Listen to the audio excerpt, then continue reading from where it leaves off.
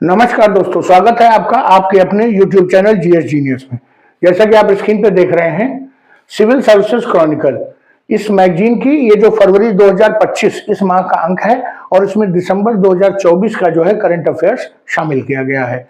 उन्हीं current affairs में जो अलग अलग सेक्शंस इसमें दिए होते हैं, राज्य व्यवस्था, न्याय व्यवस्था, राष्ट्रीय सुरक्षा, अंतर्राष्ट्रीय परिदृश्य, राष्ट्रीय परिदृश्य, इन सभी के छोटे छोटे सेक्शंस को वीडियो के माध्यम से देख के करके मैं आपके समक्ष प्रस्तुत करता हूं।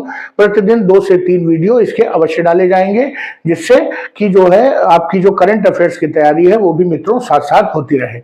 इसके अतिरिक्त इस जो चैनल पे करंट अफेयर्स के जो अलग अलग टॉपिक्स पे जो न्यूज में मुद्दे रहते हैं लेटेस्ट रोज के रोज, उन पर भी 2 से 3 वीडियो अवश्य आते हैं। इसके अलावा इंडियन ज्योग्राफी, फिजिकल ज्योग्राफी, इन पर भी वीडियोस डाले जाते हैं। तो चलिए मित्रों, देखते हैं सिविल सर्विसेज क्रॉनिकल।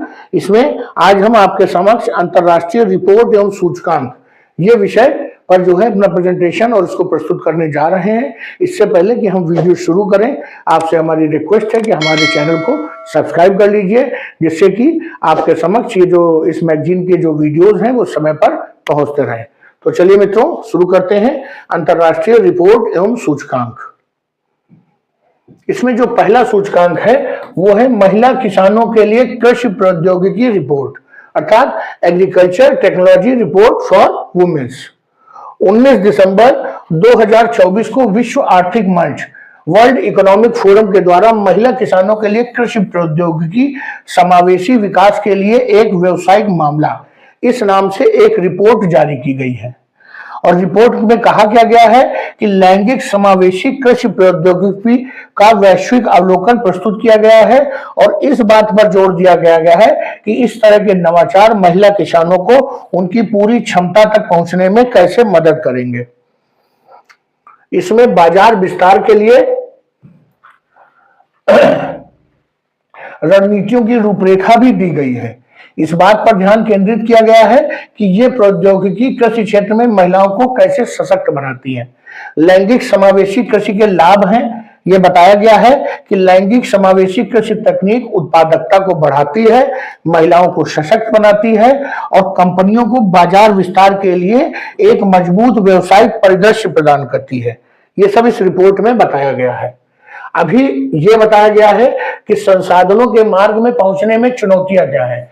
रिपोर्ट के अनुसार सामाजिक मानदंड संसाधनों तक उनकी पहुंच और नियंत्रण को प्रतिबंधित करते हैं, जिससे डिजिटल कृषि प्रौद्योगिकी एग्रीटेक में हाल के नवाचारों सहित कृषि प्रगति में पूर्ण रूप से योगदान करने और उनको लाभ उठाने की क्षमता बाधित होती है। महिलाओं की कृषि क्षेत्र में महिलाएं उभरती अर्थव्यवस्थाओं में कृषि में महिलाओं की भूमिका पे कहा गया है कि भारत जैसे देश में कपास, गन्ना, चाय, कॉफी, काजू जैसे वाणिज्यिक मूल्य श्रृंखलाओं में महिलाओं की भागीदारी उल्लेखनीय रूप से बहुत अधिक है, जो लगभग 50% है। आप जानते हैं कपास में जो प्लकिंग की जाती है, कपास को तोड़ा जाता है, उसमें महिलाएं ही इन्वॉल्व होती हैं।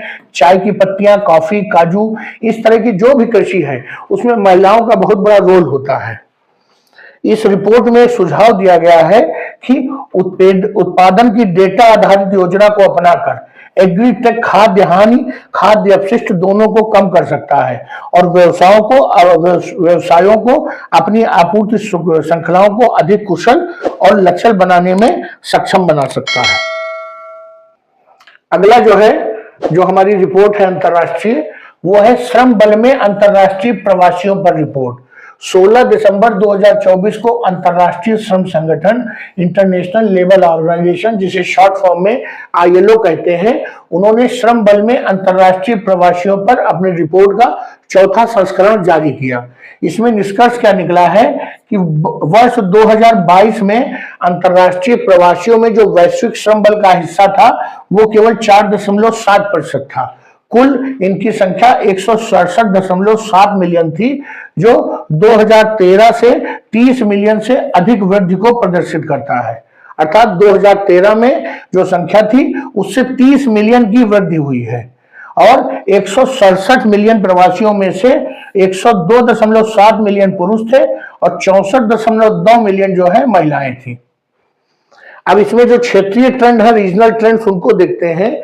यूरोप और मध्य एशिया में 34.5% जो प्रवासी श्रमिक हैं वो काम करते हैं, और उत्तर और दक्षिणी और पश्चिमी यूरोप में प्रवासियों की हिस्सेदारी 2013 में 22.5 से बढ़कर 2022 में 23.3 हो गई, जबकि अन्य क्षेत्रों में मामूली गिरावट देखी गई।